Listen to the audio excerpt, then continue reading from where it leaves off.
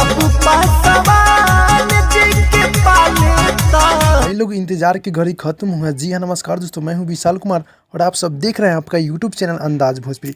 तो दोस्तों बता दूं कि सुपरस्टार गायक भोजपुरी गायक रमेश रेशमिया जी का फिर से एक तबाही का सॉन्ग आप सबके बीच आ रहा है। जी हाँ दोस्तों बता दूं कि रमेश रेशमिया और प्रिया परदेसी, जी हाँ दोस्तों प्रिया परदेसी यानी कि डुएट सॉन्ग है, काफ़ी बवाल का भाई सॉन्ग है। जी हाँ दोस्तों बता दूं कि इंतजार की घड़ी खत्म हुई और हमारे भोजपुरी गायक रमेश रेशमिया जी का फिर से एक तबाही का सॉन्ग आप सबके बीच आ रहा है। जी हाँ दोस्तों बता दूं कि बहुत ही हाई लेवल का सॉन्ग हुआ। तो इसी वीडियो में बात करने वाले हैं, तो फटाफट वीडियो कर दीजिएगा लाइक, चैनल पर चैनल कर दीजिएगा सब्सक्राइब, क्योंकि भोजपुरी खबर यहाँ पे मिलते रहता है। जी हाँ दोस्तों बता दूं कि गाना बहुत ही हाई लेवल का सॉन्ग होगा। जी हाँ दोस्तों बता दूं कि लइकइये के लवर पासवान है। जी हाँ दोस्तों लइकइये के लवर पासवान है, जो कि गाने का बोल है काफ़ी बवाल का भाई ये सॉन्ग है, जो कि आप लोग स्क्रीन पर भी पोस्टर देख सकते हैं। जी हाँ दोस्तों बता दूं कि रमेश रेशमिया और प्रिया परदेसी मतलब गीत को गाए हैं, जो कि बहुत ही हाई लेवल का सॉन्ग है।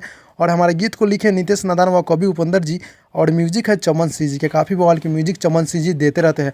और बता दूं कि करहारी मीडिया इंडस्ट्री यूट्यूब चैनल के माध्यम से बहुत ही जल्द, यानी कि हो सकता है तो कल सुबह आप सबके बीच देखने को मिल जाएगा। यह सॉन्ग बहुत ही हाई लेवल का सॉन्ग है, जो कि गीत को नितेश नादान व कवि उपेंद्र जी लिखे हैं, और हमारे चमन सिंह जी का म्यूजिक है, काफ़ी बवाल की म्यूजिक देते रहते हैं।